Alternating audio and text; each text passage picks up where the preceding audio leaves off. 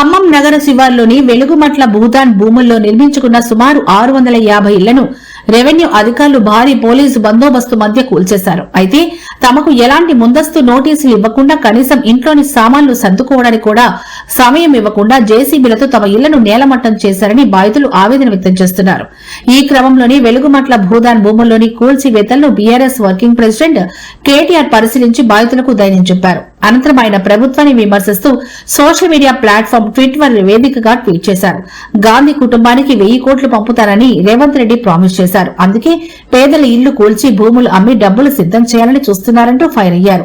పేదల ఇల్లు కూలగొడుతూ హైదరాబాద్ లో ముఖ్యమంత్రి తన రెండో ప్యాలెస్ కట్టుకుంటున్నారని కేటీఆర్ ఆగ్రహం వ్యక్తం చేశారు. తన కోట ప్రహరీ గోడ కట్టడానికి కేవలం 9 కోట్లు ఖర్చు చేస్తున్నారని ఎద్దేవా చేశారు.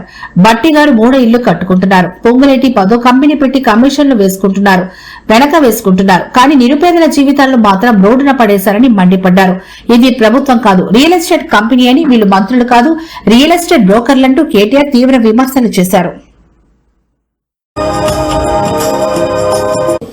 నిన్న ఖమ్మంలో వెలుగుమట్ల అనే ప్రాంతం ఉంది, మొత్తం కూలగొట్టినారు. 900 కుటుంబాలను రోడ్డును పాడేసినారు. ఇవాళ ప్రాంతానికి పోతే శిథిలాలు చూస్తుంటే అక్కడెక్కడో గాజా అని ఉంటుంది. ఆ గాజాలో ఎట్లయితే మొత్తం ఇల్లు శిథిలాలు చేసినారో బాంబులేసి ఆ పరిస్థితి ఈరోజు కనబడతా ఉన్నది. మన కేసీఆర్ గారేమో డబుల్ బెడ్రూమ్ ఇల్లు కట్టాలా, పల్లె ప్రకృతి వనాలు కట్టాలా, అట్లాగే బ్రహ్మాండమైన మంచి కార్యక్రమాలు చేయాలా, వైకుంఠ ధామాలు కట్టాలా, డంప్ యార్డులు కట్టాలా, వాటర్ ట్యాంకులు కట్టాలా, ఇంటి ముందు నల్లా పెట్టాలా. ఈ లైన్లో కేసీఆర్ గారు ఆలోచిస్తే వీళ్ళేమో ఉన్న ఎట్లా కొట్టాలా, ఉన్న వాటిని ఎట్లా తగలబెట్టాలా, ఉన్న వాటిని ఎట్లా కూలగొట్టాలా, ఆ పరిస్థితి ఈరోజు ఈ రాష్ట్రంలో కనబడతా ఉన్నది.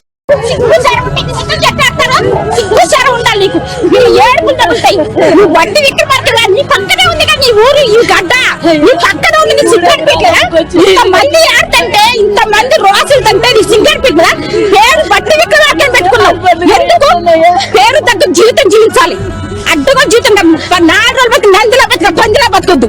ఇంతమంది చూడు ఇల్లు లేదు మాకు, వాకిలు మా ఆధార్ కార్డులు ఇచ్చి మాకు ఇల్లు వాకిలు మాకు చిరాస్తులు లేకపోతే మాకు 10 ఎకరాలు 20 ఎకరాలు ఉన్నాయంటే నువ్వు అంటే ఒప్పుకుంటాం.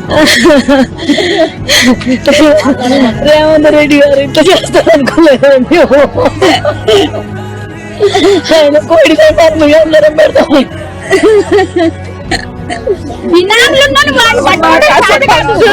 వేసినప్పుడే మీకు లేదమ్మా ఇక్కడ అర్హత లేదు, మీరు వెళ్ళిపోండి అంటే మేము సంతోషంగా వెళ్ళిపోయేదాం. అక్కడ ఇల్లు ఉన్న ఇల్లు అమ్ముకొని వచ్చి ఇక్కడ మంచి చోటు ఆఫీస్ దగ్గర ఉంటుందని మేము కట్టుకున్నాం ఇల్లు. కానీ ఇవాళంతా గోల పడుతుందని మేము అస్సలు అనుకోలేదండి.